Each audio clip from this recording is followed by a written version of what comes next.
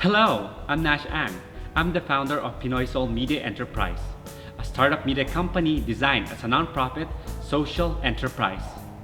Our team currently offers two solutions to further nurture ASEAN-Korea ties.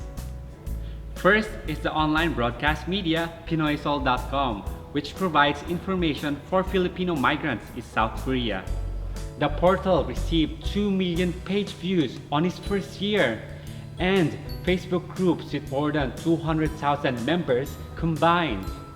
Second is a mobile application called Speak Like Korean.